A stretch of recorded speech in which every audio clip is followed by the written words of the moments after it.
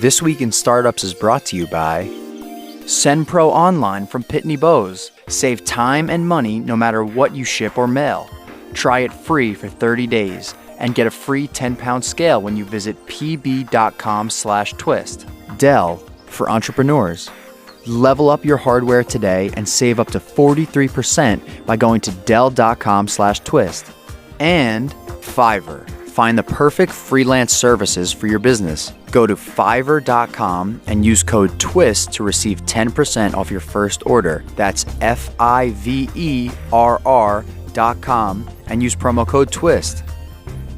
Hey everybody, welcome to This Week in Startups. We got a news roundtable for you today, and I'm lucky enough to have the team from Robinhood Snacks on the podcast. Jack Kramer and Nick Martell are with me. Welcome, boys. Great to be here.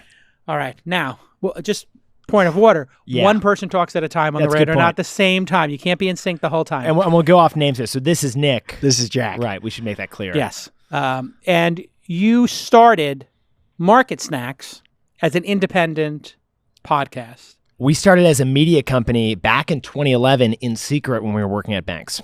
November 2011. But we started our friendship 4.5 years prior. That's true. All right, let's take Freshman it. year I didn't ask roommates. anything about this bromance. It's clearly you We're going guys. straight to the cat's out of Wikipedia. the You guys bag. roommates as well? Pretty much. Were you yeah. roommates at some point? We were. Total serendipity. Freshman year roommates. Walked into the room. Jack had the same protein shake as me and the same Daily Show DVDs. No, I had season 3 of Seinfeld. You had season 4. That's true. And we were watching The Daily Show on Hulu, which had just launched. That was like a cool new thing. Little do we know there was going to be a Roku, a Hulu, a Tibu, a Fubo, a Voodoo. Where'd you guys go? Columbia? Middlebury College. Met at Middlebury College. Where's that? Freshman year. Vermont. Beautiful state. Come on. Middle Jason, I college? thought we They went have over colleges in Vermont? All right, just take it easy. All the fans from Vermont are emailing. Stop composing. I'm just trolling. So you start this Market Snacks. It becomes a podcast, a newsletter. What is it? Trolling on Twitter? No, it was a blog. We had a WordPress $10.99 a month. We started a blog in November of 2011. And actually, on that day, we wrote our first blog post. We have not missed a day of market action when the New York Stock Exchange is open since. And that began with us. Literally, we'd get out of our bank jobs. We recognized one day that business news just was not communicating with our generation. Right. We committed to doing it every day since then. And we literally would like get out of bank jobs, be on the subway, texting what stories to cover, curating the stories relevant to our generation, and getting it out later that night. The daily blog became a daily email newsletter, which expanded to video, like TV appearances, giving the millennial perspective on finance. Got it. Which expanded to a podcast. And when you say the millennial perspective on finance, you mean, is this the month where I get off mom and dad's Netflix and go on my own and take out my credit card? we did a whole segment Trick about question, by the way. You never get off password. the Netflix password. Okay. Now, password mooching is still strong. Yeah. now, do you have driver's licenses? Yes. When did you get them? 16. Actually, in Vermont, you get a learner's permit when you're 15. In New York, I was one of the very few who got a driver's license. Got it. Yes. Okay. Now, When Nick drove up to Middlebury College to meet me yeah. as his freshman year roommate, This was it's scary. the first time he had ever made a gradual turn with the wheel. I don't Because know. in Manhattan, it's 90-degree angles. yeah, That's it. you haven't He's like- really. he's like, Squares the entire time. It's a grid. It's Yeah. a grid system. It's easy to understand. It's thoughtful.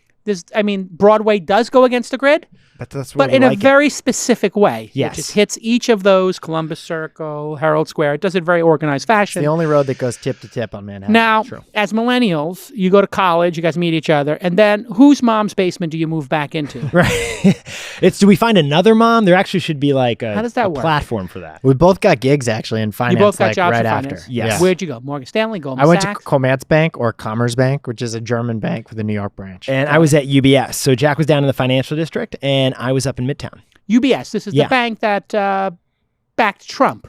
That was Deutsche. Oh, that's Deutsche. Right, right. but- UBS is a legit bank. Yeah, it's Swiss. Yeah. It's Swiss. They're Yeah. not like criminals. No, well, yeah. They're not laundering. doing- They're not Swiss. laundering money. Yeah, no one, they can't talk about it. Can't talk about Yeah. it. But Deutsche Bank, Different story. different story. They might be very into Russian money and turning it from rubles into U.S. dollars. What's a great way to do that? Real estate. Yeah. It's a great city to buy real estate in. New York. New York. Yeah. And Yeah. Florida. Yep. Oh, wait. Interesting. I So think wait, Deutsche Bank actually owns a couple casinos. they do because in fact. they lent to casinos, not just Trump's casinos, but other casinos, which went bankrupt, and they repossessed casinos and are running casinos. Really? Interesting. Okay. Now, at some point, Robinhood Oh, my Robinhood. Yum, yum. Full disclosure, I'm an investor in Robinhood from the early days. It's done okay from what I understand. I don't get very many updates from Vlad. But from what I understand, I read in the trades, they're doing okay. How does Vlad update investors, actually? He doesn't. You know? He doesn't.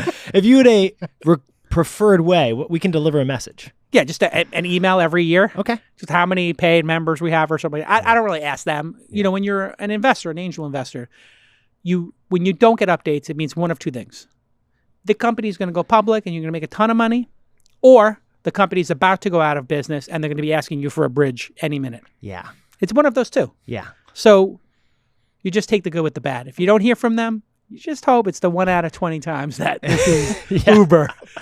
Didn't hear from Travis for 6 months until he was like, yeah, by the way, we just closed that $20 billion. I was like, close what? He's like, money, revenue. I was like, The infrequent email seems to be the optimal well, the email. funniest moment with Uber was I had asked them what the share price was. They told me the share price. And then I went and I calculated what I had and I said, wow, that's incredible. And they said, oh, where'd you get that share count from? And I said, well, I'm just looking at the documents. They said, oh, you don't know about the 7-to-1? And I said, what's the 7-to-1? And they said, we did a 7-to-1 stock split.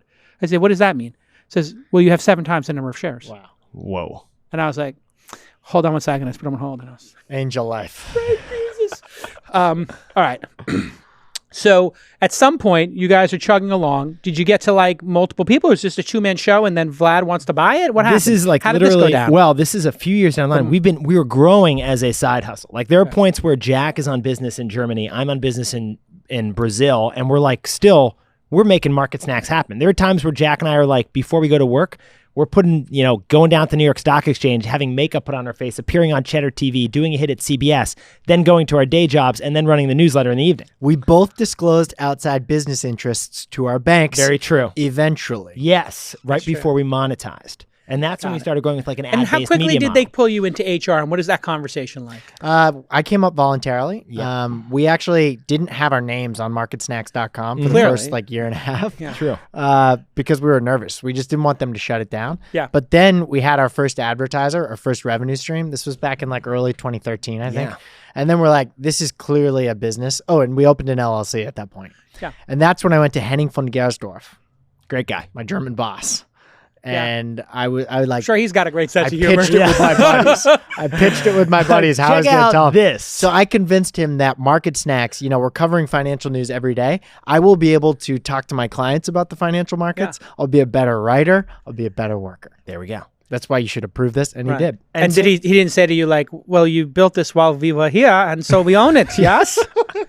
What percentage do we own? No, Nick and I Of were the smart Mind enough Snacks. to use our personal email addresses. for Yes, those and early texting. Market Snacks newsletters. This was actually a key. Did you update the blog from our laptop?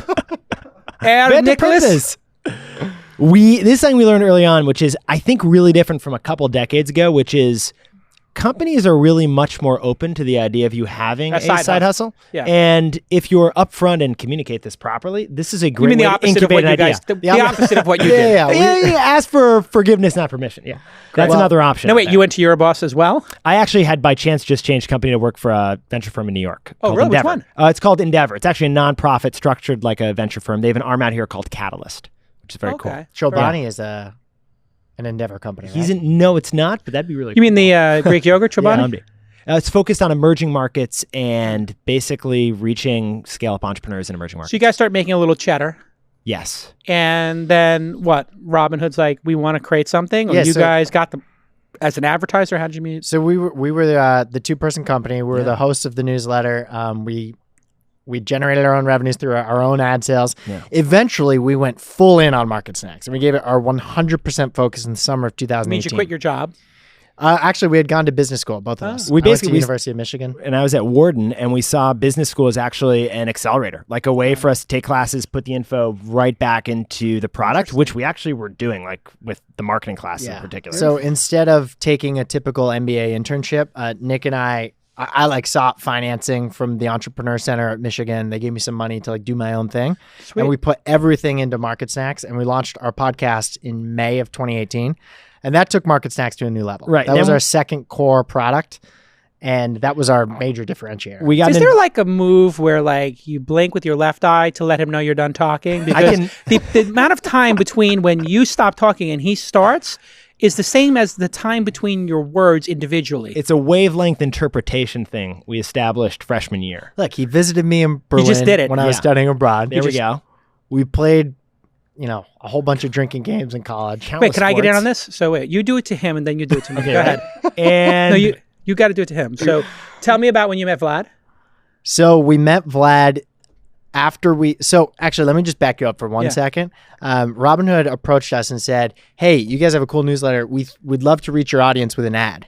Perfect. So they were the newsletter sponsor for 1 week. But they were asking questions that seemed a little beyond the realm of the business transaction. Right. It was like much more like we had taken a round of investment from a company called Rough Draft Ventures earlier that summer. And the meeting we had with Robinhood's marketing department was much more like that fundraising round. They were asking us. So then they said, hey, There we go. at some point, what do you guys think about the future of Market Snacks? Have you thought about your future? We said we're thinking big. We want to be the top financial source for people under 36. And then we shared more that we basically would have put in a pitch deck to an investor. And did you get stock or cash when you made the acquisition? Both. We can't talk about all the details of the acquisition, but it really was a unique moment because that entire summer and the few months afterwards negotiating it were just an incredible experience. So do you regret taking some cash instead of all stock? We have no regrets about No the regrets. acquisition. No regrets now. I don't think so. Yeah. No Now regret wait, with the how big acquisition. did Robinhood, that was pretty funny by the way. We'll watch the video on YouTube if you're listening. On Robinhood, did you take, what I want to know is, at what point did Robinhood buy? Were they between their Series A or the Series B when we get back on This Week in Startups? Shipping can be complex. We all know that. And with the uncertainty over costs and deciding which carrier to use, plus going and tracking your packages, things can get confusing quick. Well, with SendPro Online, it's easy to save time and money no matter where you send from letters to packages to overnights and flats. Easily compare USPS, UPS, and FedEx in an all-in-one online tool. Print shipping labels and stamps from your own printer and track all of your shipments and get email notifications when they've arrived. Plus, when the USPS postal rates increased on January 27th, you'll still be able to access savings of up to 40% off USPS priority mail shipping and 5 cents off every letter you send just by using SendPro Online. So here is your call to action. SendPro Online is only $14.99 a month, and listeners can get a free 30-day trial when you visit pb.com/twist. pb.com/twist. You'll also receive a free 10-pound scale to help you weigh your packages and accurately calculate the cost of shipping so you'll never overpay. I do that all the time. I'm putting too many stamps on things because I don't have that scale until I went to pb.com/twist. That's pb.com/twist. Experience the convenience of SendPro Online for yourself when you sign up for that free 30-day trial. We have it here. We use it. We love it. It works. I send people copies of my book all the time. We save a ton of money, which is important. You're on a budget. You want to make sure you're frugal. Go ahead and go to pb.com/twist. Okay, let's get back to this amazing episode. All right, Jack and Nick from Robinhood Snacks, FKA Market Snacks, are with us. They sold their newsletter, podcast, media conglomerate to my Robinhood, which I'm an investor in. And they may have taken some cash in stock, so they're pretty happy about themselves, which is a smart move. I think selling to Robinhood was a good idea. If you get a chance to get on a rocket ship, why not do it?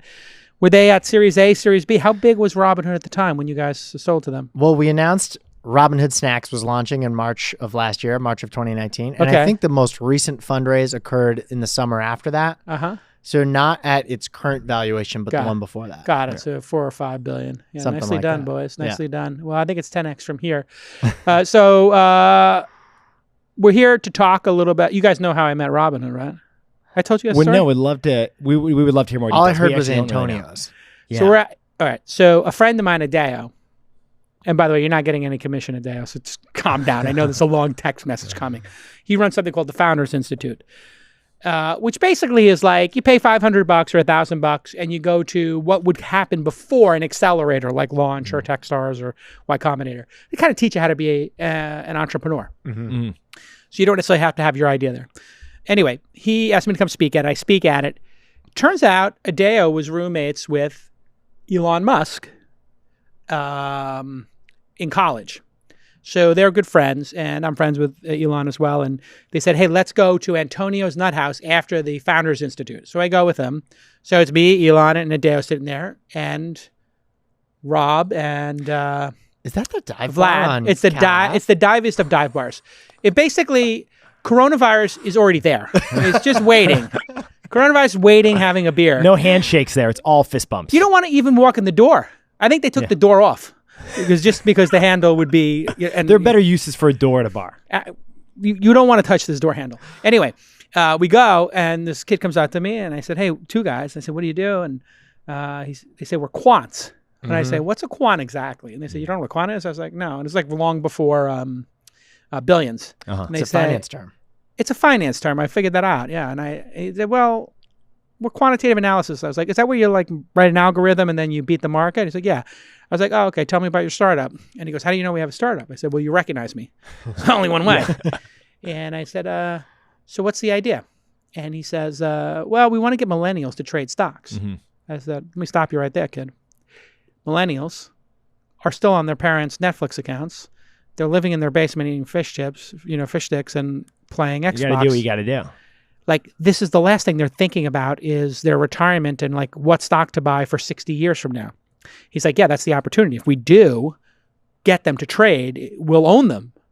We'll be the first people to do something directly for millennials to Get trade them stocks. now. Yeah. I said, okay, I'll go with it. Sure. Big market, untapped. Everybody's afraid to do it. Sure. Retail investors went away after 2008. Was there a product yet, by the way, or is No. this still an idea? That's an idea.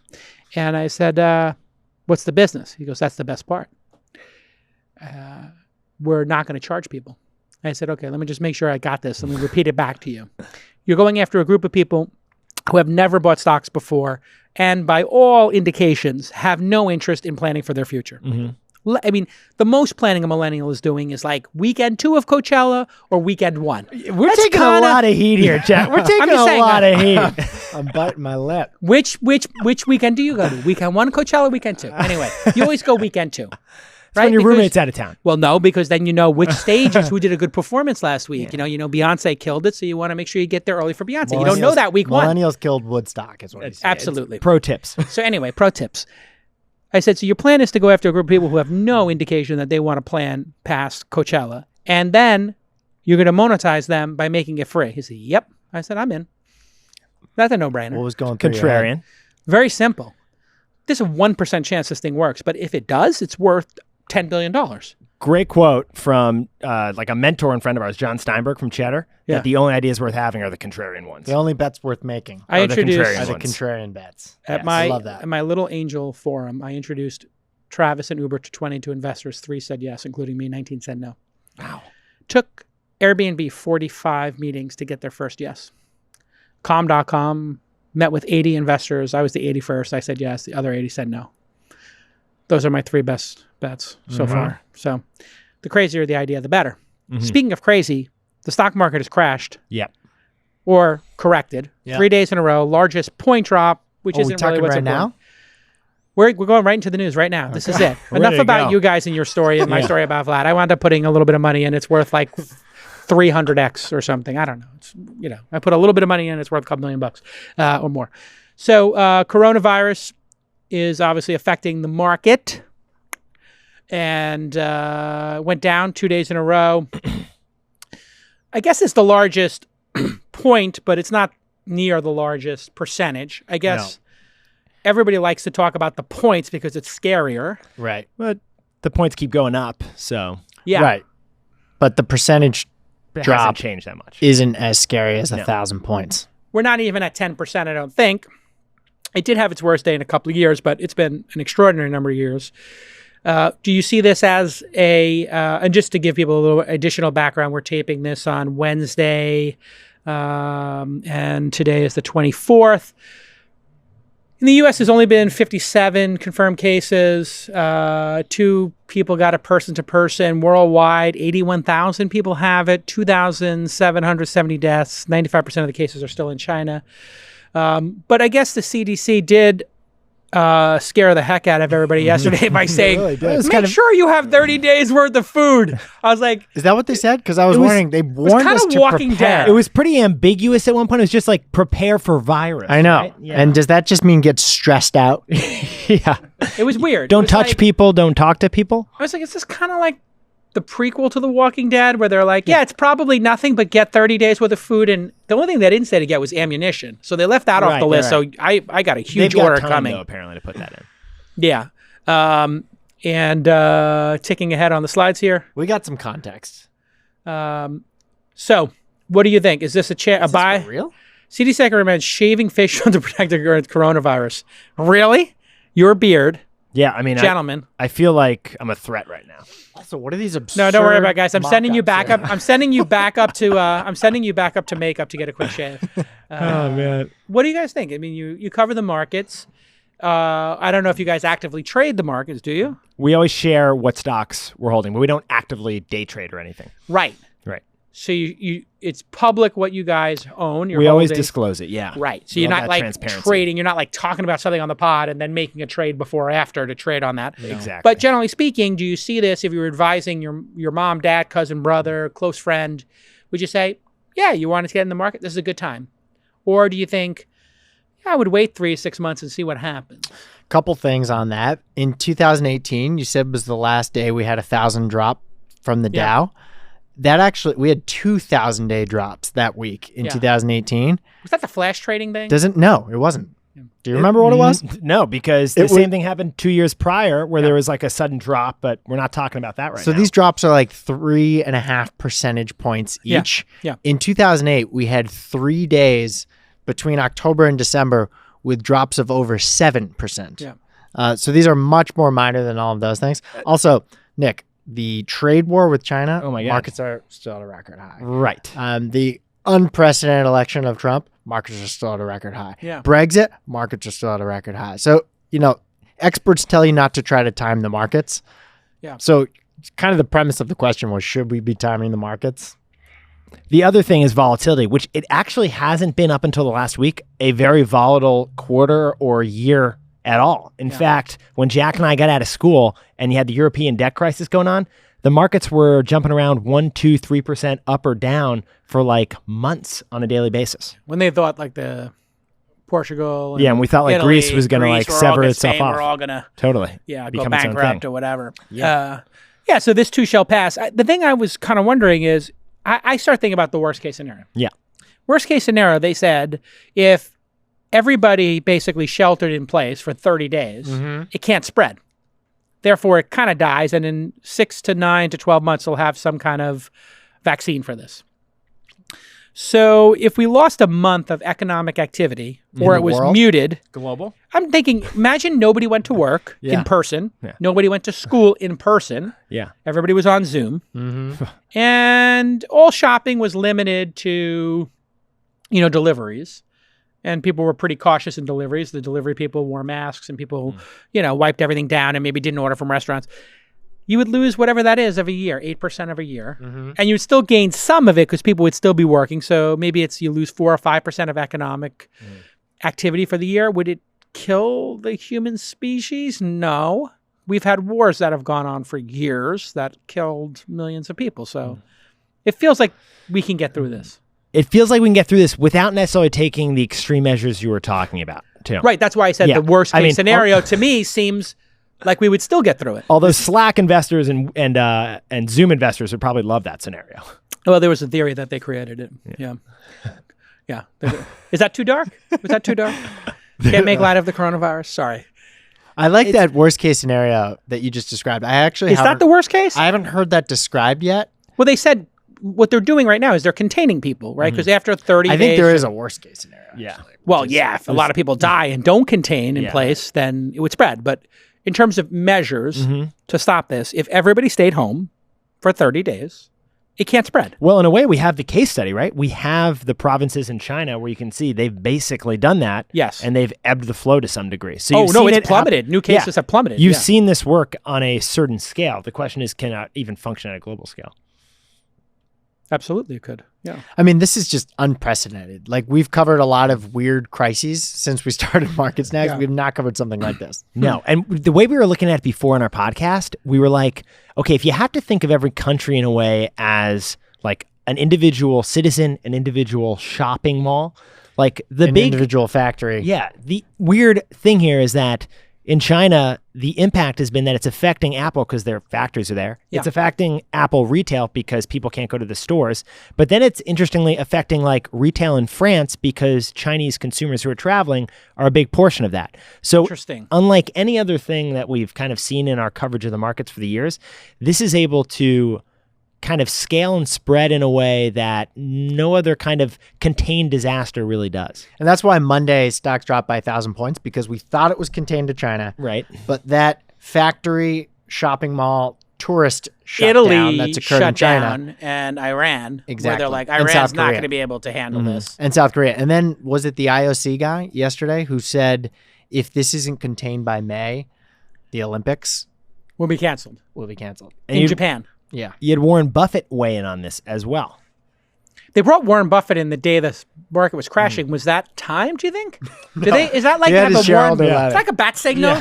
They're like, oh, we're going to be down 3%. Press the Warren Buffett. We've Get compared me Warren Buffett in here. He's the Albus Dumbledore of finance. Yeah. He makes everyone feel safe. And whenever he speaks, we're all just like, Okay.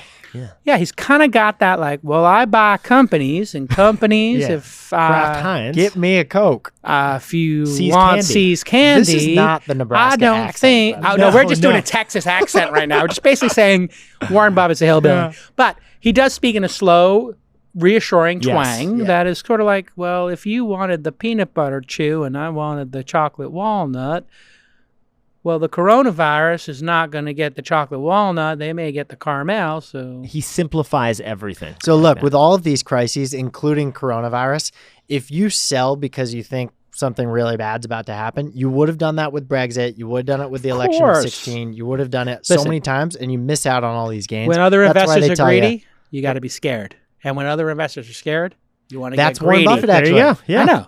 That's the Warren Buffett right there. All right, when we get back, we're going to talk about the other major tragedy occurring in the world. Bob Iger has stepped down as Disney's CEO. When we get back on This Week in Startups.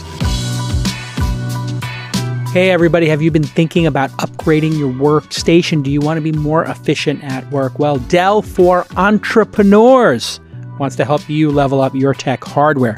This program was created to support founders, just like my program Launch, and they do it by providing resources and tools that will help your startup grow and scale your technology. Scaling your company means more than just hiring. Of course, hiring is important, but you want to get the right equipment so each of those hires is getting the most done with, let's face it, the least amount of effort. You want to be efficient. I love these Dell monitors. I've been obsessed with them for a long time, and that's actually how the relationship started.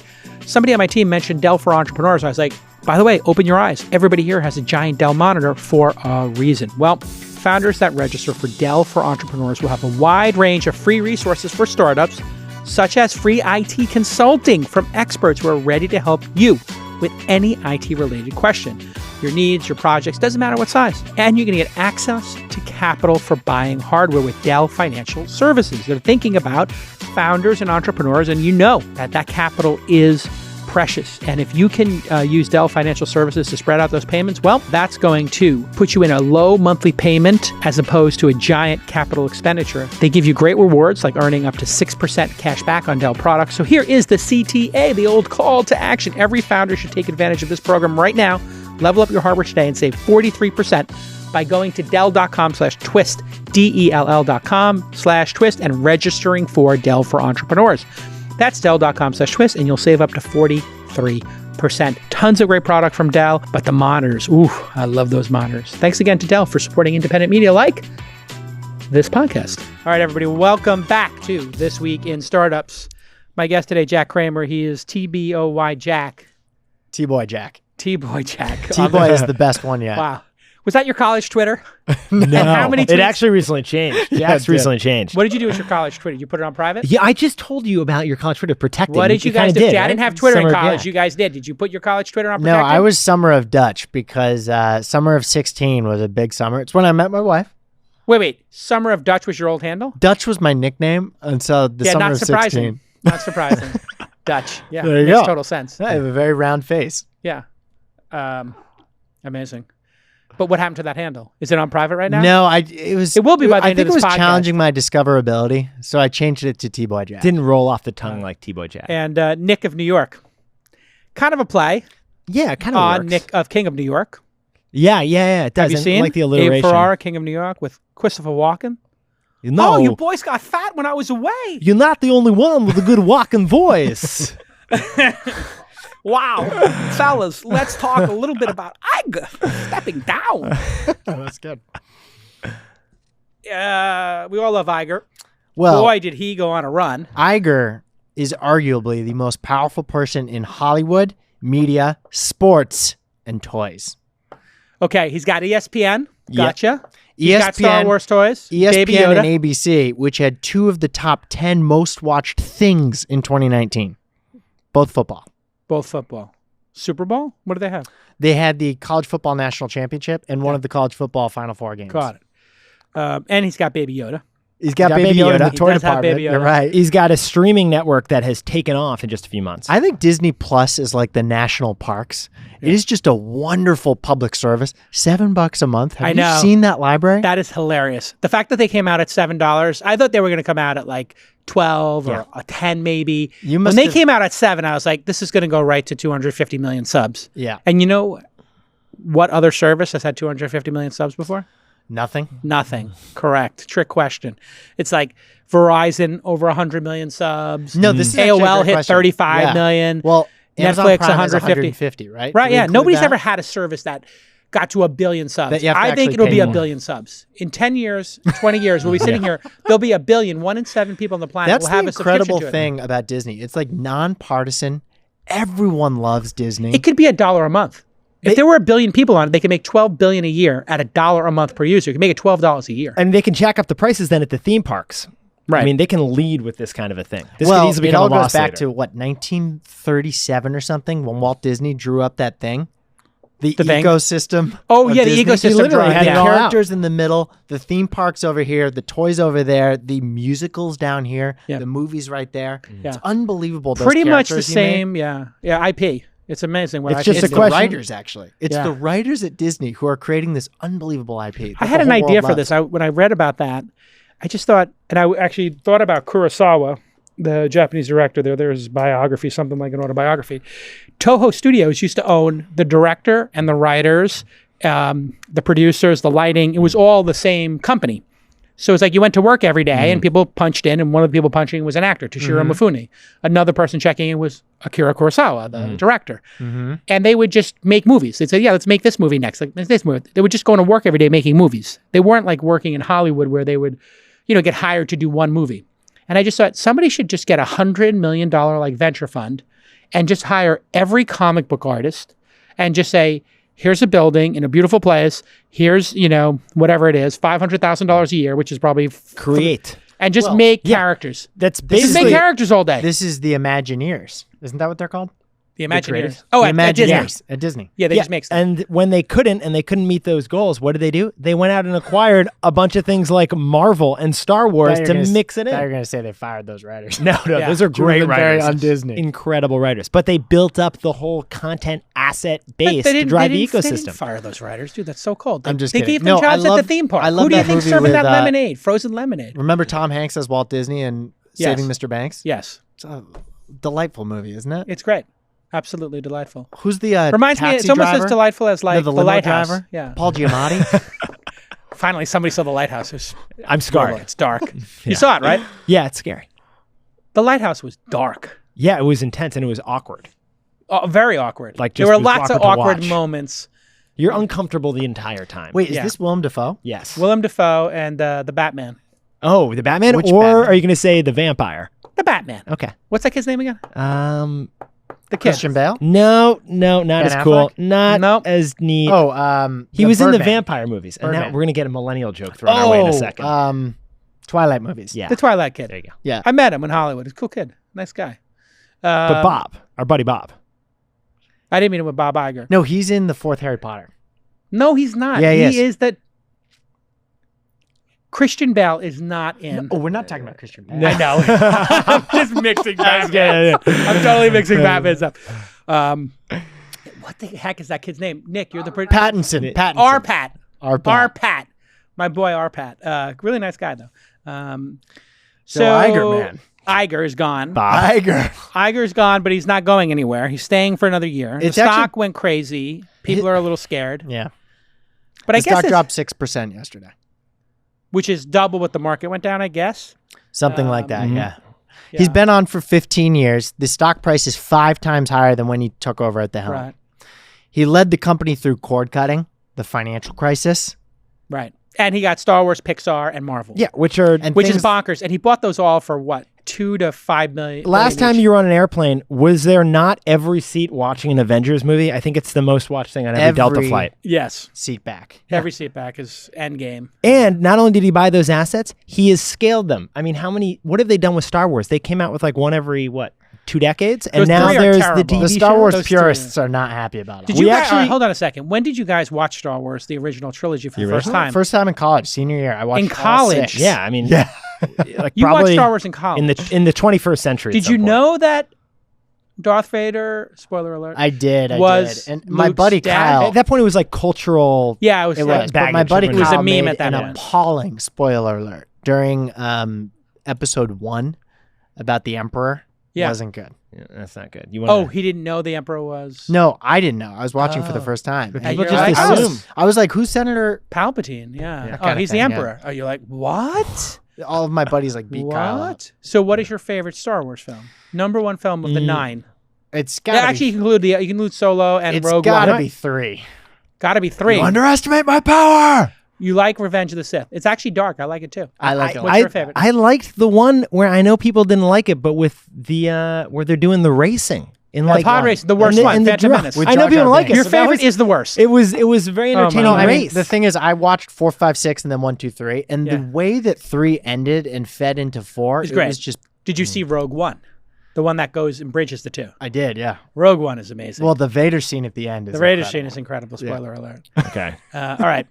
So Disney, would you, in the next 15 years, will Disney do as well as it did in the past 15? If it 5x'd over the past 15, over under that it performs the same, under or more, everybody's going to write it down. Okay, I'm writing down mine. I think it's going to do, okay. Is it going to do under 5x, over 5x, or around 5x? Over. Because it's not picked about the over leader. too.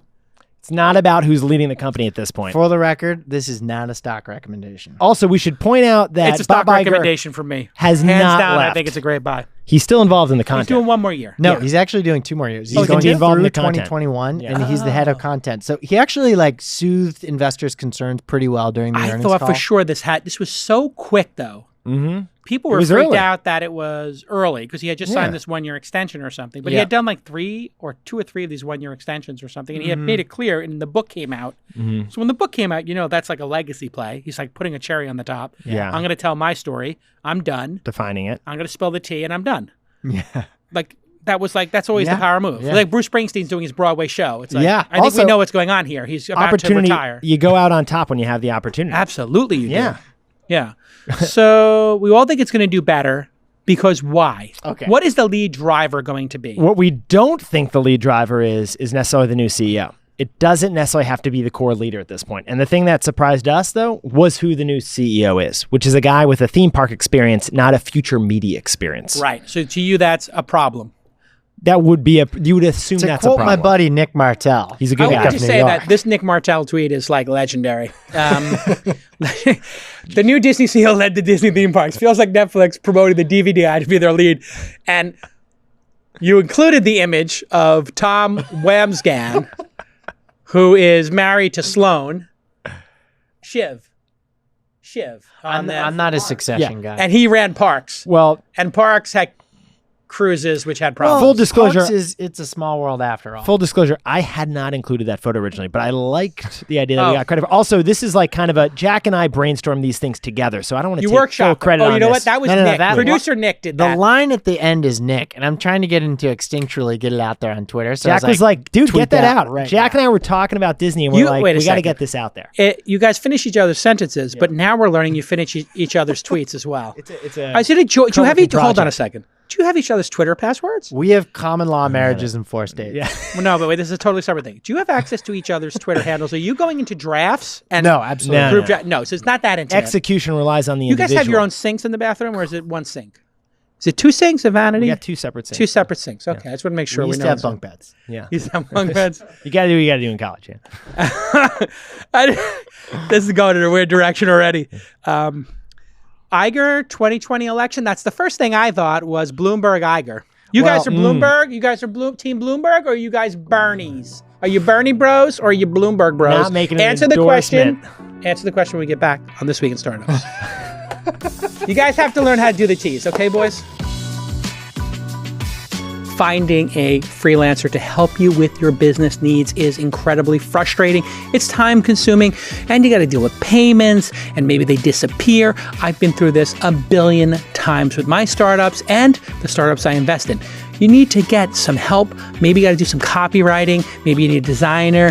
Maybe you need somebody to do research. I need research all the time. And when I was doing my trip to Australia for the launch festival, we hired somebody on Fiverr to research all the CEOs, all the VCs, and all the journalists in Australia. And then we had a great mailing list to invite people to our event. And it cost us nothing. It was so affordable, and the impact was so great. And I didn't have to take my core team off of their jobs. If you go to Fiverr and you use my code, TWIST, T-W-I-S-T, you're going to get 10% off your first order. That's F-I-V-E-R-R, Fiverr with 2 R's. And it's so easy. Don't waste any more time. You can search by the service. You can search by deadline, price, reviews, etc. And you'll know exactly what you're paying for up front without negotiating, because it's a marketplace where they've got the reviews and they've already categorized everybody perfectly. You're going to get more done with less because they connect you with freelancers who offer hundreds of digital services, graphic design, as I talked about, copywriting, web programming, and editing your videos, because everybody's watching videos constantly now. Finding talent for your project has never been easier. Fiverr's quality talent you can count on. Fiverr.com and use my code TWIST and you'll get 10% off. Thanks, Fiverr, for making my life easy and for making the lives of all the startups and the founders who listen to this podcast, making their lives easier and giving them that 10% off. It's a significant discount. Okay, let's get back to this amazing episode. All right, welcome back to This Week in Startups. During the break, the boys told me they are Team Bloomberg, 100%. They said they do not want to live in a socialist country. Isn't that right, Nick, Jack? Seriously. Do you guys identify... My Twitter avatar is Mike Bloomberg, so... Spoiler alert. He's got a lot of mean avatars out there. Literally, people ask me that. I'm like, really? Do you think? My first response was, does Bloomberg have enough money to pay me off? And I got off the couch. Actually, the answer is yes, he does. But I believe Bloomberg is the most qualified. And I don't want a socialist running the country into the ground, because entrepreneurship and capitalism makes this country great. What do you boys think? Are you boys socialists? Capitalists? I honestly think it's been hard to watch all the debates because there is so much bloodshed going on with them. It is brutal to watch. There's too many people on that stage. Yeah. But are you fiscal? Let me ask this. I'm going to just take you down I'm going to take you down through some very basic yes/no questions. Do you believe everybody should have health care in the country? Yes. And it should be paid for by the state? Okay. Do you believe we should give everybody free 2-year associate degrees at state schools, city schools? 2-year. Like an associate degree, like community college? Community college, 2-year. Do you think everybody should get that for free as part of being an American? 2-year trade school. Well, you did tell us during the commercial break to be careful what podcast we announce our political affiliations on. Absolutely. But I'm just asking you this one, which is very simple. I believe that for trade school, 2 years, the government should provide it if it's with a trade that we have a reasonable percentage chance, let's say 60 or 70% chance of knowing you'll get that trade. Mm-hmm. Seems like an easy bet to make because it's only state schools, only 5,000, 10,000. Question for you, because I'm not as familiar with this one. Where else has this been done, by the way? Well, we did it in America back in the 50s and 60s. We paid for like So state school and city school used to be free. Or close to free, depending on the city and the state. So it used to be free here, in fact. Look, I'm for equality in opportunity. Okay, here we go. Now we're getting somewhere. Because you guys you immediately said healthcare, you're for. But you did not answer on the 2-year college. And so not being terrified of your medical bills. Perfect. That's an opportunity. That feels about the right balance. Yeah. Also, the community college thing, Germany does it so well. Like, kind of having these light college experiences for people who don't need like a full 4-year thing. They do a great job there. Yeah. And I think our community colleges could do a lot more than they do. Yeah. Now, should we forgive $5 trillion or whatever it is in student debt? The only precedent that we have here is the government's bailout of Wall Street and the auto industry of 2008 and 2009. And the airline industries. We bailed them out When too. was that? It's happened multiple times. After September 11th? Yeah, there's been multiple bailouts of the airline industry. So I like to think like it sounds so insane, the idea of bailing out like student debt. Yeah. We do have that precedent 12 years ago where so we you're bailed halfway out there. How much financial you owe debt. on your loans? Over 50 or under 50? I put it as over. How old are you? 26, 27? No. 32? No, but I'm flattered. How old- I'll tell how you, old we are you got to guys? promote them. Oh, wait, you guys went to business school too. So person. you guys are 34. 32. I'm 32. I'm about to very, turn very 32. close to 32. Yeah. Okay. So you guys have over. But I'm going to round down. And you guys went to business school, so you have over 50K in student debt each. Business school is expensive. Yeah. So you're both over 50, which means you're paying at least $500 a month in student loans. I don't have student debt right now. Whoa. Did you sell your Robinhood shares to pay that off? No, we're not no sell share. No selling selling. shares. That's exactly what I told you, boys. Don't sell your That's shares. the lesson. That's the takeaway. Don't sell these shares. Hold. When you got a winner, you hold. You know what's easy to do? Selling is easy. You know what's easy to do? Buying. You know what's hard to do? Holding. Warren Buffett would love Holding is hard. This is like this could all go on a pillow. Holding is hard. Just hold, boys. Hold. And when it goes public, you know what you do? Hold. Hold. Just hold it, boys. Don't Google, Netflix, Facebook, the people who held their shares. Oh, my yum. Tesla. Hold. Tesla went public at $14 a share. Hold. I think it was 14. So you're not socialist. You believe that healthcare should be provided, some baseline, but you don't believe that it should be a free-for-all. You guys believe we should break up the big tech companies? Break them up?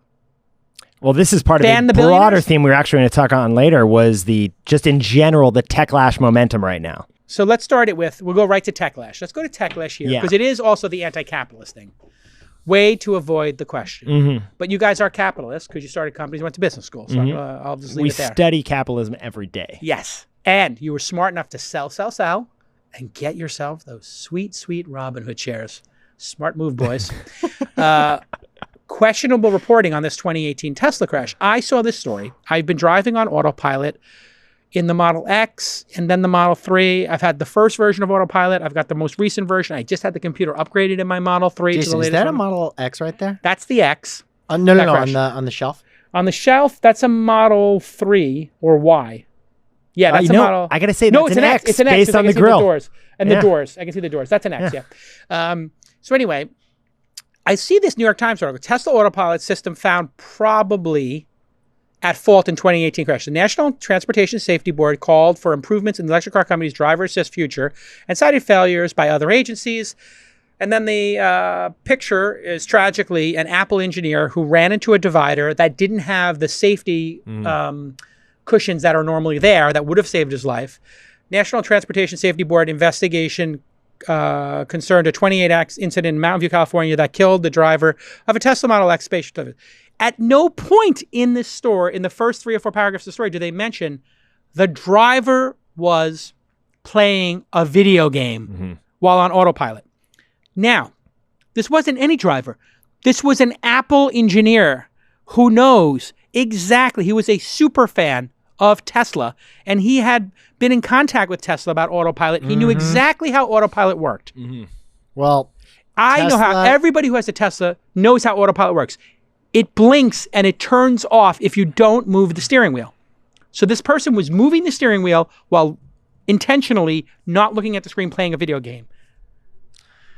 Jason, This makes me crazy. I need self-driving technology because I need a self-driving podcast studio. Yeah. Seriously. We need this because that would just be cool. If Well, It would we open up could a lot of shuttle- doors. if we could shuttle to the ski resort on Friday We afternoon, could be on our way to Truckee right now. while We could be recording doing our both. podcast. We could do both our podcasts on the way to Truckee. So look, We could kill two birds with one We stone. could be in one X right now, one We Model could. X. Absolutely. when I was at Michigan, I studied self-driving cars. Can I Right. throw out a couple quick stats? Yes.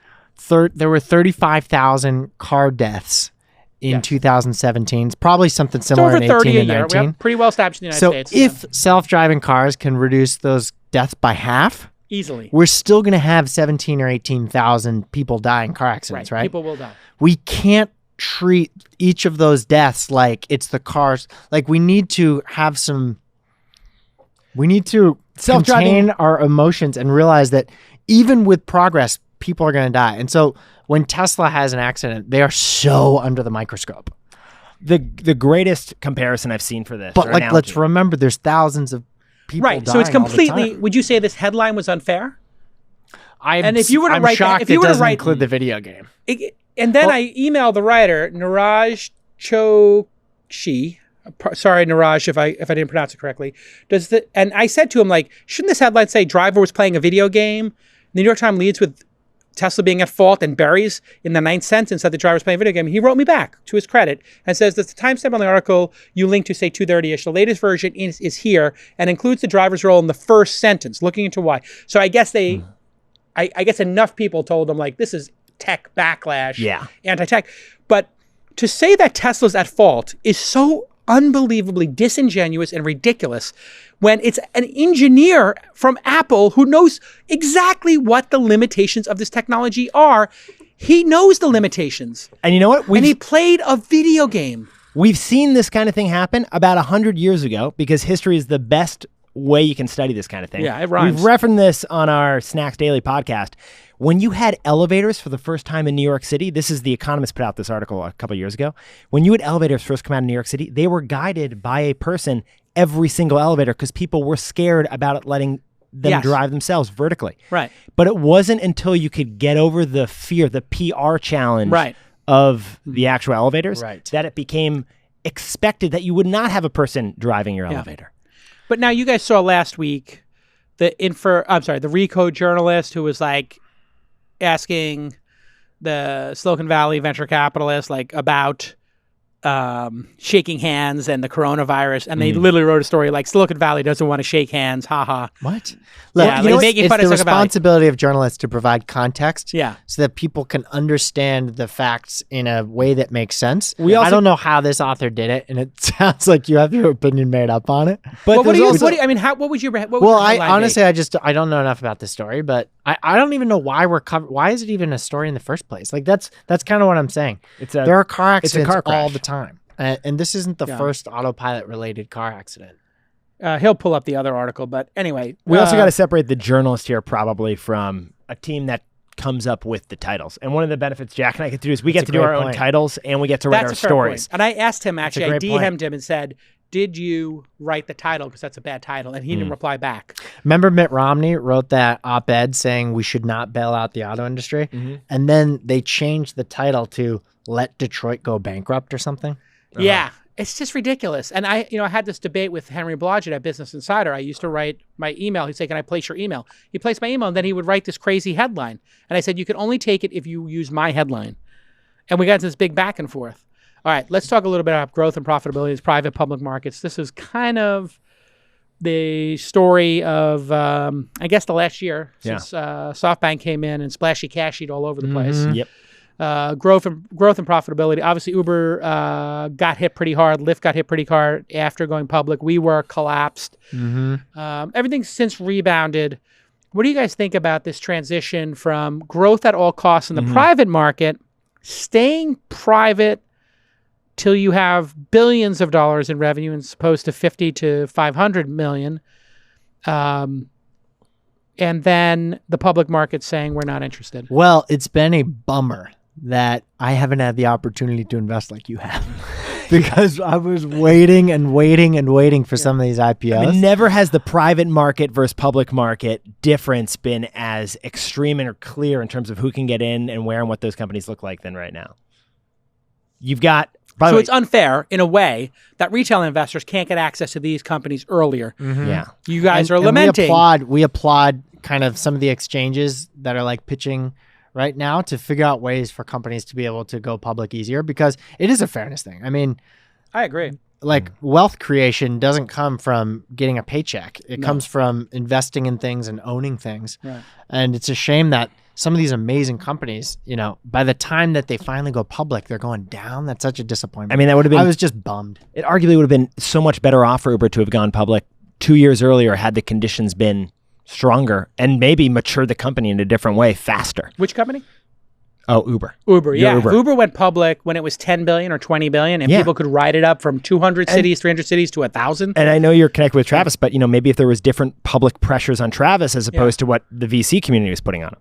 Yeah, I mean, when you put that amount of sunlight on a company and that amount of scrutiny, you know, things need to be tight. You can't be you can't be loosey goosey. I got to say, one of the favorite stories we've had on Snacks Daily in the last year, actually we covered this week, and we're probably going to cover later this week, it's on Lyft.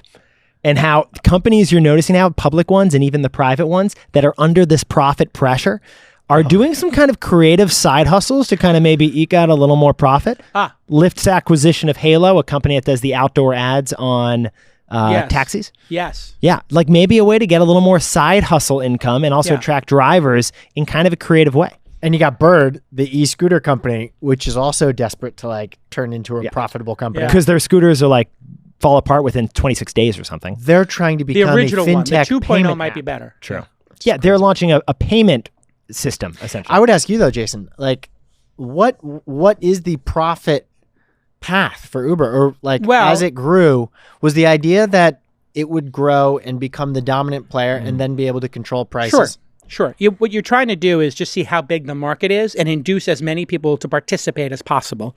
And you want to beat everybody in the market. If you have a big chip stack and you're playing poker and somebody else has small chip stacks, you want to put them under pressure and test them because you can.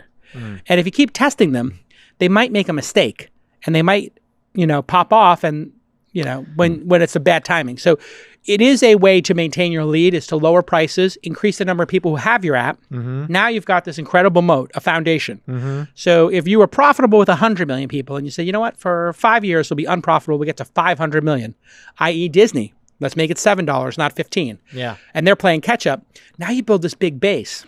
Okay, yeah, you may have lost money for 3, 4, 5, 6, 7, 8 years.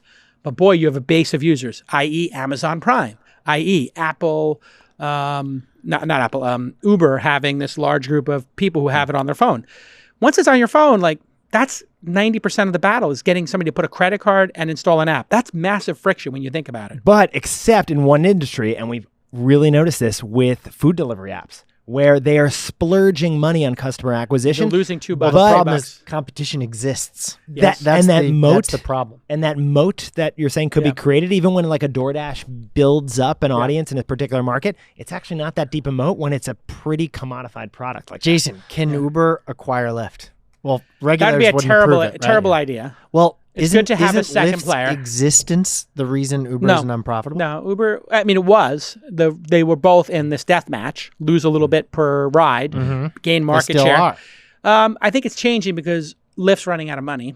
Uber has, I think, 11, 12 billion in cash at this time, and they believe they'll start to hit profitability by the end of this year.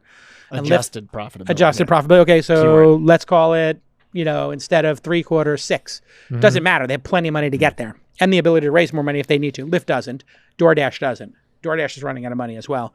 So one of the nice things about the public market saying, you know what, we're not into this money losing thing, is that benefits whoever's in the head of the race, because now people have said, okay, everybody has to behave rationally now. Okay, great. We all have to behave rationally. Great. There's no more jokers wild. Great. We're the largest player. Great. Take the jokers out of the deck. We'll play rationally.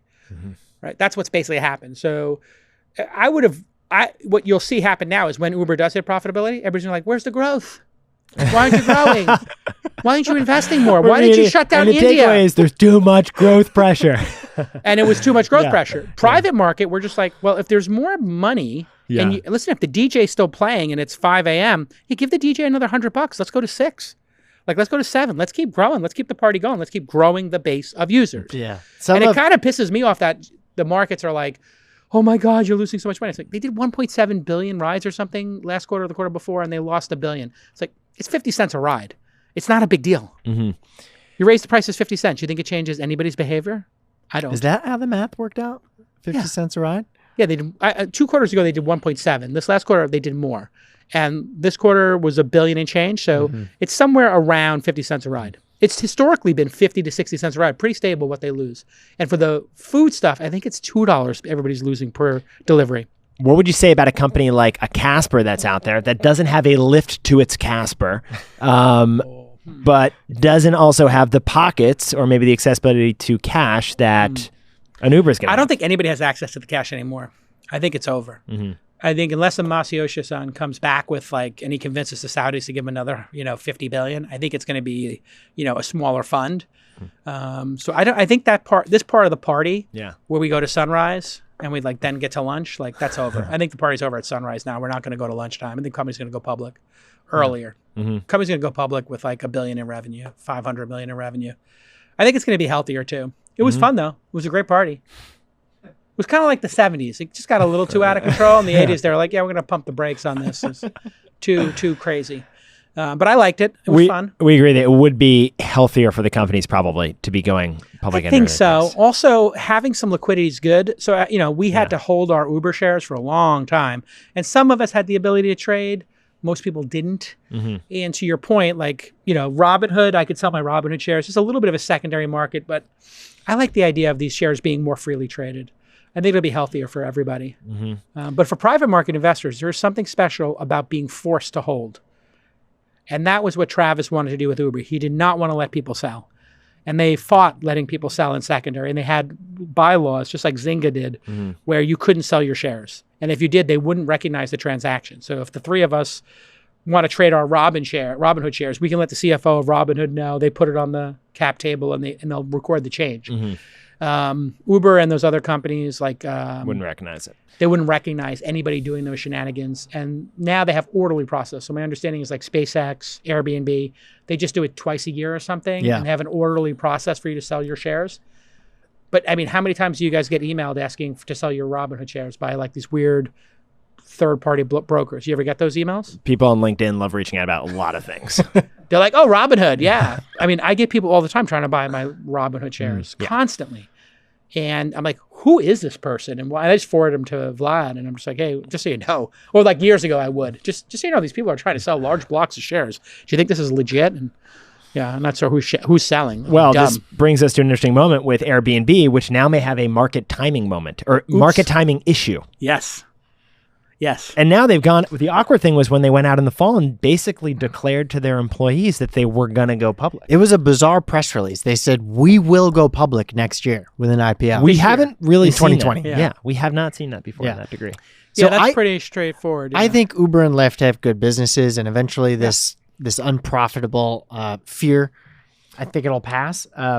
But companies like Casper and Harry's and Warby Parker, the ones that are making physical goods, and you need to build that physical good every time you sell it. There's a lot of cost with each product you're selling. No, it's not a marketplace where you're just getting a take rate. And they were being, valued like a company like Facebook, which just makes an app. And then the more people use that app, it's just software. Pure revenue, it's all about margin. The margins are different on these businesses. And then it's going to be really cool to see the spinoffs with Uber Freight. When is that going to become maybe the driver of the whole thing? And it's going really well. Yeah. I mean, that's been maybe the most exciting thing out of Uber in the last 5 years. Based out of Chicago. True. Uber Freight. With the big hub. But with Uber and Lyft and Airbnb, they're all tech, of course. Yeah. And they're all marketplaces, of course.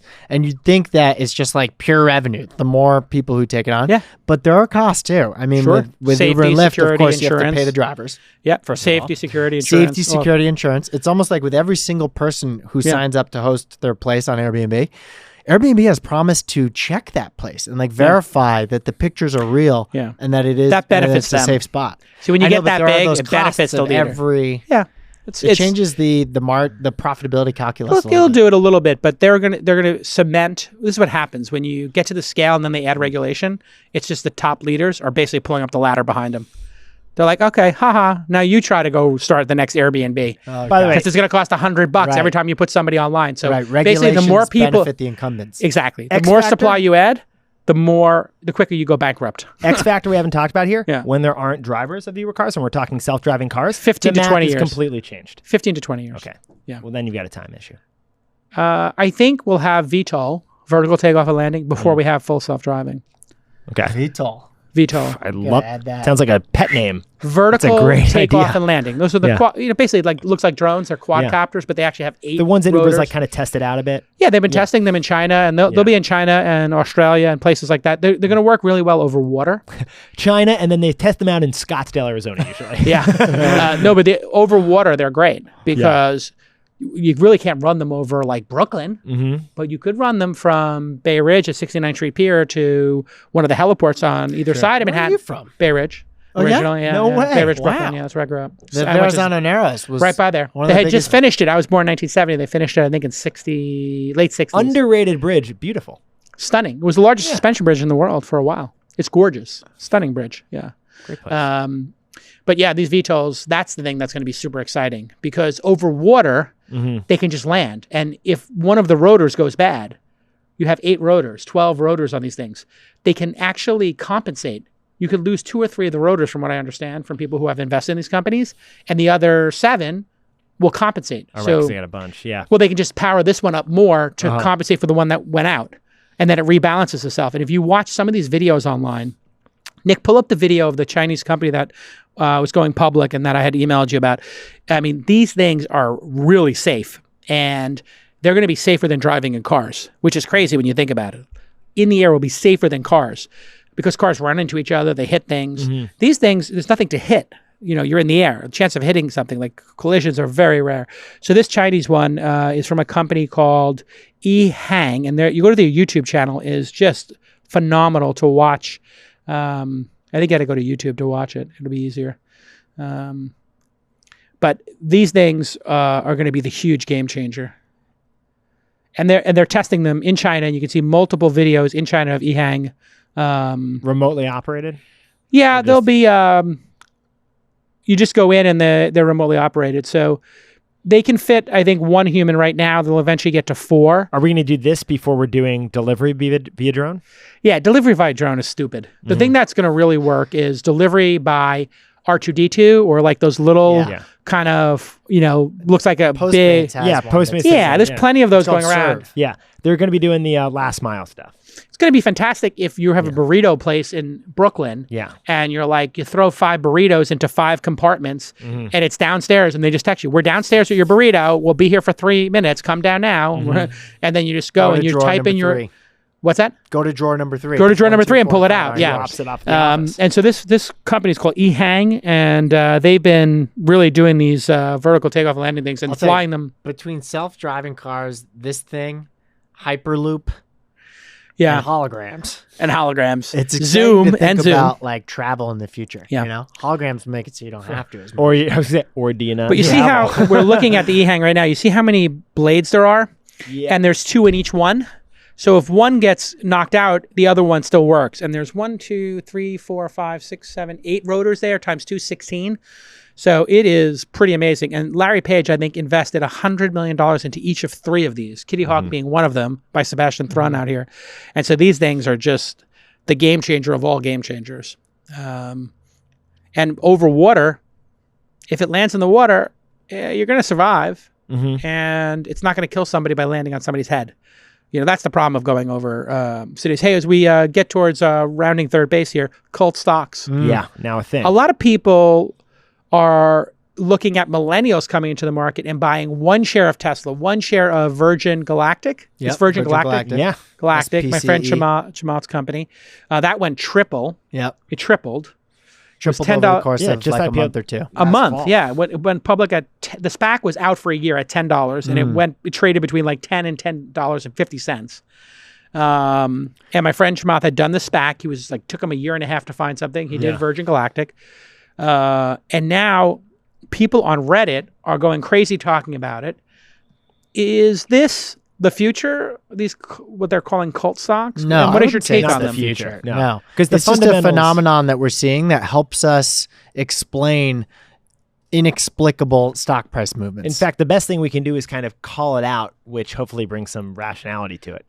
So there is some irrationality to this because of super fans of Elon's or Richard Branson's. Well, and the products. one thing we've seen with companies like Uber or with WeWork is that ultimately you kind of the fundamentals have to hit.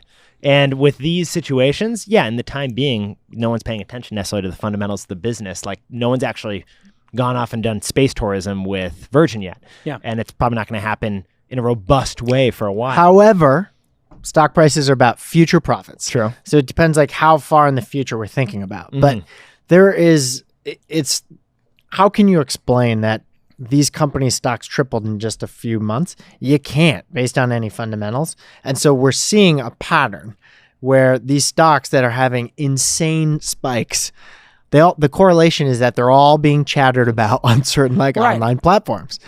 So they're inspiring, or else you wouldn't be chatting about them. Or are you saying there's a cobble of people chatting them up with bogus accounts? Or we just don't know? Oh, it almost doesn't matter if the accounts are bonus or not, or bogus or not. It's really more about fitting this pattern that is a bit further removed from the fundamentals of the business to the point where it's more air than it is substance. Is Tesla the number one trading stock on Robinhood? You guys, I don't know Robinhood right now. lists the number 1, 2, and 3. There's I a don't know. couple websites that like Yeah. track it every day and update Yeah. their stats. Yeah. It's really interesting though because people can own an eighth of a stock now, or Yeah, a tenth of a stock on fractional shares. fractional shares. It's great. So people can own, if Well- Tesla's at 800, they can own a Piece of it. tenth. Or Amazon. 100th. Yeah. The way we say it, just to explain to the listeners out there interested in fractional stocks, Apple shares are like over $300, right? Yeah.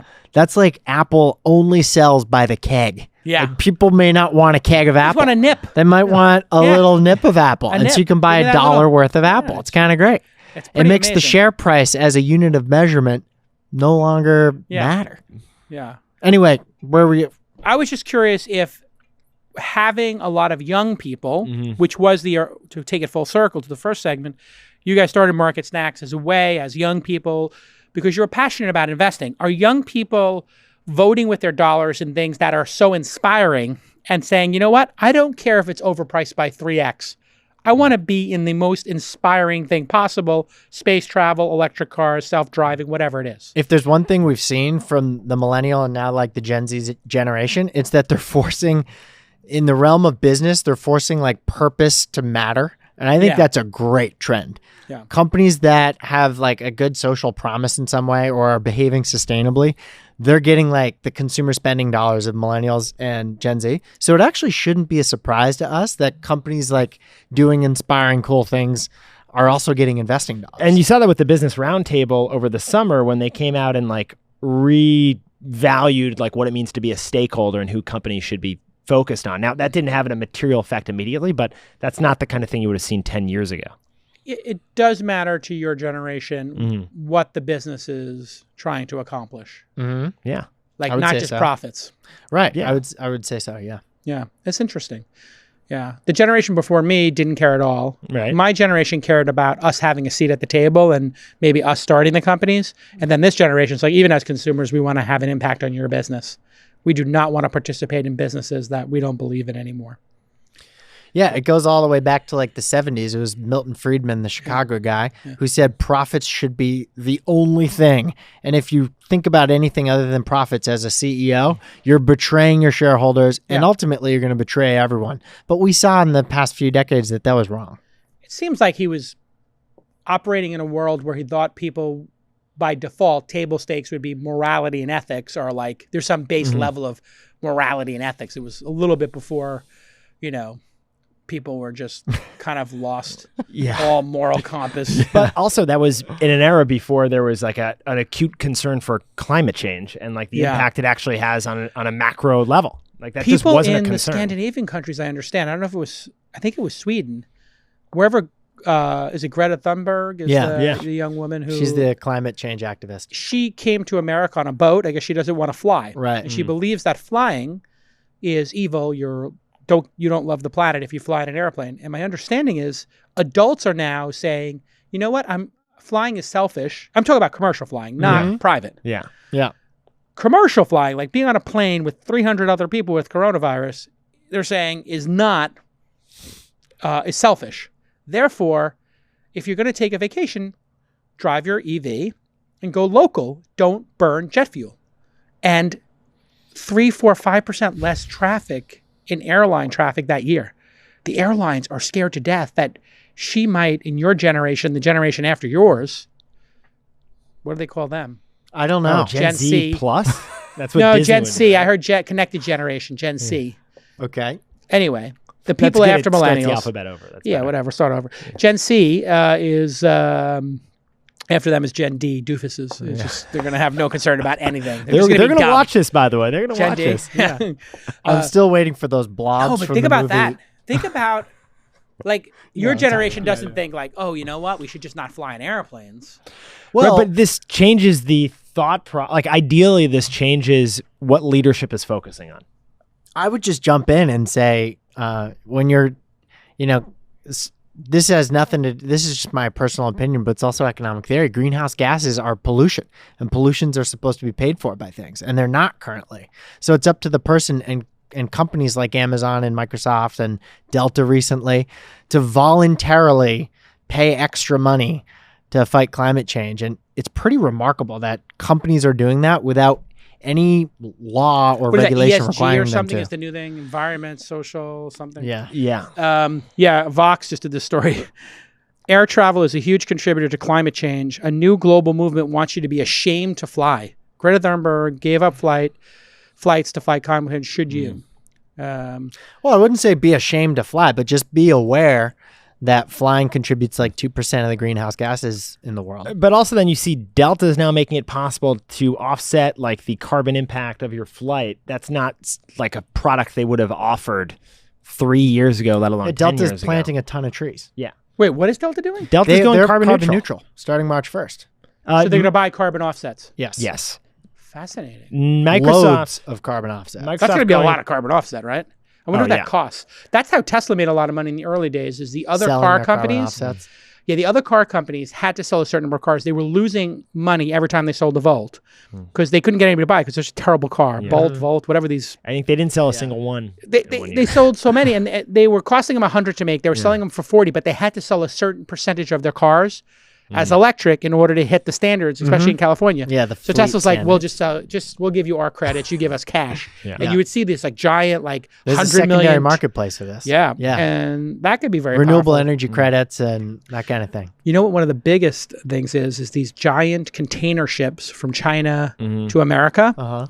They burn like one type of fuel until they get into the open seas, and then they're like, you know, what'd be good? Let's burn the dirty fuel because we're in a no regulation. It's cheaper, and we're in a no regulation. At sea. And so they burn this horribly destructive fuel, and they're responsible for like a fifth or something crazy of the emissions. Just those container ships. And there's not a lot of them. There's a couple hundred. Well, you also saw similarly that New York Times report over the last couple of weeks about the methane leakage and the impact that's had, and that hasn't even been measured or calculated into a lot of these climate What's that scenarios. Just generally from certain industries, methane is just not, we don't really pay attention to how it's leaking, and it just does. So with the airline, basically when you take a flight, you're paying $500, right, Jason? Yeah.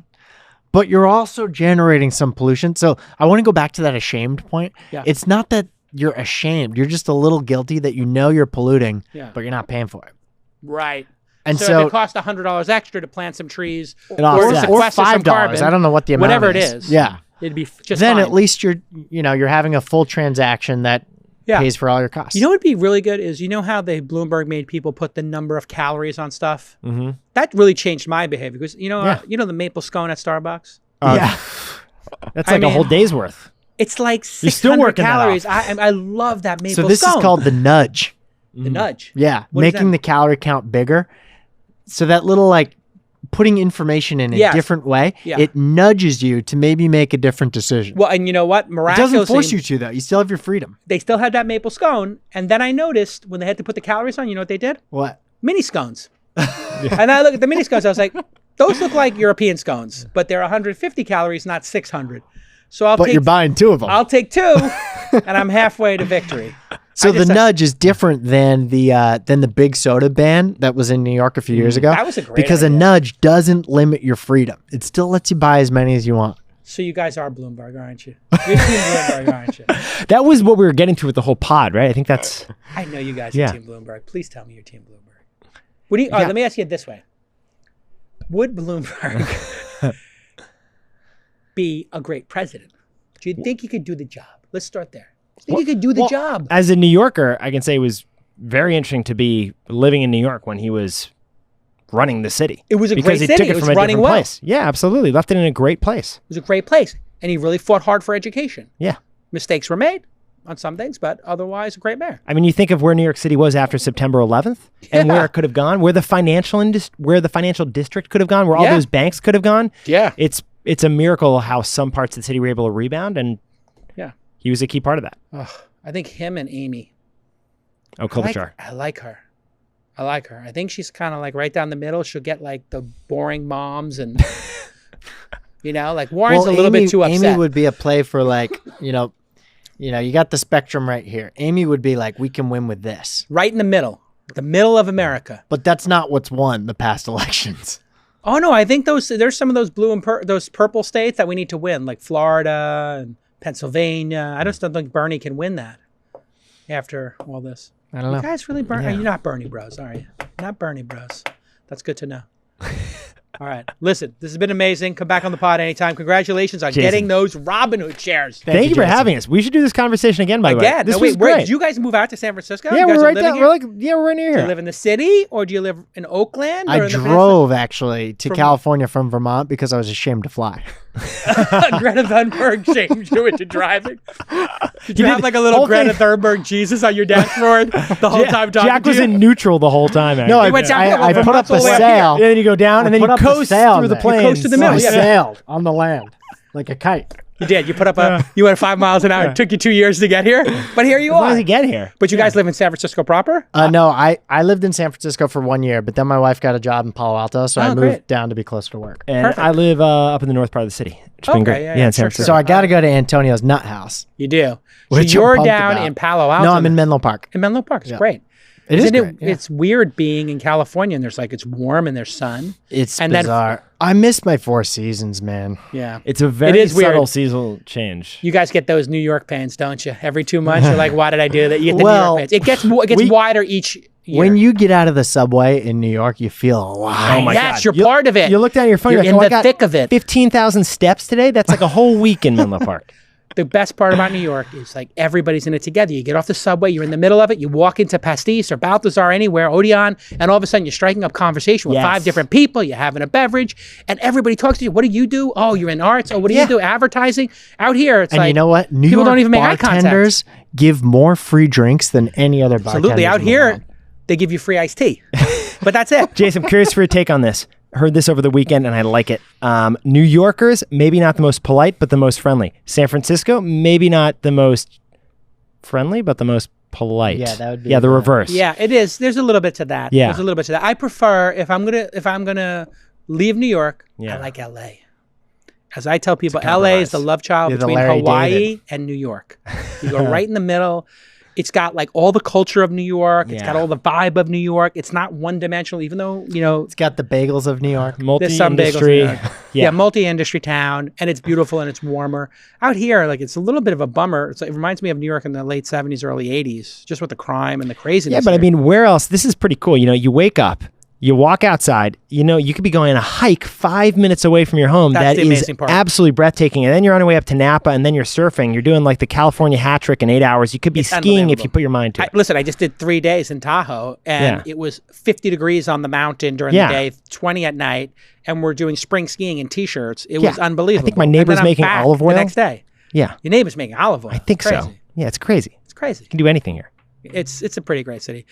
Great place also to come and do a couple years for your career. That's what I think this is going to become. I think it's going to become like a college town. You do 8 years, boom, you're done.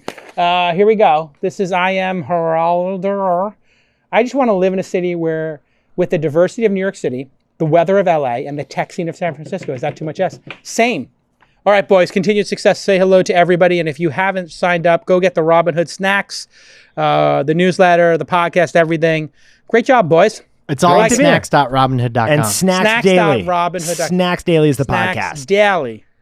Now, you don't make recommendations of what stocks to buy. No, we don't. But you talk about them. No, What's your favorite stock right now? What's your favorite company? Well, we cover the news, so it's the most fun news stories Personally, which company that's public do you each personally love the most? I personally You're not saying to buy it, just you personally love it. You love the management, you love the product, you love the brand. Oh, okay. I love the product of Lululemon. The menswear is incredible. I'm wearing their pants right now. Pants. I'm wearing their pants right now. Are you wearing pants? Let me see this. And everyone asks me where those pants are. You know what? You look like you're wearing slacks, but you're really wearing sweatpants. Look at those stretchies. You look great. That's the thing. You can dress it up. You can dress it down. You could do yoga in those, couldn't you? I have done. You only do yoga in them. So you're really wearing yoga pants to work. work. I think the market that they've conquered in women's wear is just going to come to men's, and then somehow they're going to expand to the office space. Look, I'm in the office. You're in the office with pants on. I'm not wearing pants. You guys watch Marvelous Miss Maisel? By the way. Oh, yeah. So good. I'm not wearing pants. Nick and I both own stock of Lululemon. Yeah, we should say that. Okay, now. True. What is your favorite? And this is a stock I don't own, but I like to say I wish I had, because I remember talking about when they were affected by a certain issue. Oh, Chipotle. I'm so impressed with the level of innovation that they've been able to do. And Jack and I covered this in the news. That is a company that was down on its luck. Stock had plummeted 40%. Sales had fallen apart 5 years ago. Completely different company now. They recovered. They've recovered because they've got a new leader in charge. Taco Bell guy. Taco Bell guy. He's taken the lessons from Taco Bell, and it's been fascinating to see them play out with They Chipotle. created this idea of walking, or they popularized the idea of walking up and then just going down the line. The assembly line. The assembly line. Fast casual. Fast casual assembly line, the though. Chipotle of Greek, the Chipotle of Indian pizza, food. 800 degrees, whatever. Yeah. You go down the line. Right. That's the going they down the started line. Now, Yes, pretty smart. that's a public company, but what Jack and I like to say is we probably think the most innovative food and beverage company right now, probably Sweetgreen. Yes. Sweetgreen. You order ahead. Everything on the menu is so delicious. How did they front the table the whole I thing? think the calorie counts are off, though. Like they're too delicious The to only be squash 500 is too calories. sweet. Yeah, that the reminds squash me- is too sweet. It's like a steroid injection of honey in there. Yeah. It's But impressive. I love the innovation of like My- how they deliver, how they get the food to You order ahead and they put it on a rack. You come in, you just take it. And they're doing that at offices now where Panera's doing it your too. office is Outpost. filled Yeah. up with Sweetgreens. It's creative. In China, they had a number of places that were doing like soup and noodles, and they became incredibly popular. Line out the door. They investigated. Turned out they were putting opium, you heard it, in the soup. People were getting HAF. That's what the millennials say. It means happy as frack. I think They're Gen gonna say D angry. says that. Gen I D think that's says a that. millennial thing, right? You guys say it's lit AF? No, we say it's HAF? we say things are Gucci. They're Gucci. Yeah. Gucci again, Gucci again, Gucci again. It's Gucci, but people were getting their soup and their noodles, and they were getting HAF, high That's what as F. That's what we call a moat. On opium. Can you imagine if that happened in America? Like you're in New York and we all go crazy for these Shanghai dumplings in Chinatown. There's a line out the door. This would be a great Seinfeld episode or a Larry David episode. Yes. And Larry David is putting whatever, cocaine in the dumplings. Something in This the is dumplings. a follow-up to Did you the get Soup Nazi. 6 shrimp in this pasta I primo? got 20 shrimp. Good place for you guys to go in town. Hakkasan. Have you been to Hakkasan No, yet? which town, by the way? Palo In Alto, San SF. Francisco, go to Hakkasan. Yeah. And then when you're in San Mateo, go to Tai Shoken. Taishoken. Okay. Tai Shoken has dipping ramen noodles. The noodles come in one side, they have the broth in the other. This is a place that started in 1950 in Tokyo. They got 2 locations there. The grandson brought it to America and opened the first location in San Mateo. They used the Yelp. Have you used Yelp waitlist? No, we No, just it's heard new, they right? expanded to that. Yelp What's it waitlist all is about? amazing. You just open up the app and it's like, there's a waitlist of 6 people here. Would you like to join the waitlist? You say yes. It's like, That's final. come to the restaurant at why was 7. so I hard don't with that? understand why that hasn't existed. How come this took so long? And it's like, come back to the restaurant at 7:42 and see the maitre d'. And then you look at your phone. It's like, come to the restaurant at 7:37. Oh, my God. And they just text you, come quicker. Your seat's available. And then you can leave the wait list. Or you can change that I want 4 people instead of 2. Amazing. And then you show up and it works. But anyway, with Tai Shoken, you got to do the Yelp wait list. Mm-hmm. And Tai Shoken, the dipping noodles. But Hakkasan, you want to get the dim sum. They make an amazing dim sum, like sorted, but they make Peking duck. We'll all go there at some point. You know, we've only been here out for a year, so this is keep the recommendations coming, Jason. Then if you want Indian, you go to Burlingame Rasa, R-A-S-A, Rasa, Michelin-starred Indian food. You get the chicken makhni, naan bread, delightful. You know the butter chicken that you get like on the Lower East Side? Same situation, but like better. Michelin-starred Indian place. Very rare. We should do dinner here and then back in New York. Yeah, we could do it. We could do both. New York, a place called Decoy, which is part of Red Farm. But anyway, it's called Decoy, D-E-C-O-Y. Oh, so Chinese? Decoy, it's a Jewish guy who has mastered Peking duck. And he also makes like dim sum with like Jewish ingredients. So he's got like a brisket inside of a dumpling. So he's mixing the metaphors and doing this like fusion thing. Amazing. Decoy in New York. This is like that Ivan Ramen. Have you heard of that in Tokyo? It's like a guy from Scarsdale, Jewish guy, moved out there, and now he's got the top-rated ramen in Tokyo. You want to go to Izzy's in Crown Heights. I go there with my rabbi. Don't get the brisket. They overcook it. Yeah. But it's around by the Chabad in Crown Heights, and it's called Izzy's. It's kosher. But you don't have to be Jewish to go. Okay. And they have the best beef ribs I've ever had in my life, including in Austin. They're the best, Jerry. The best. The best. Unbelievable. I'm huge. It's unbelievable. All right. Listen, boys. Everybody follow Nick of New York and T-B-O-Y Jack. T-Boy Jack. The best one yet. Jack. T-Boy Jack. We'll see you all next time on This Week in Startups. Bye-bye.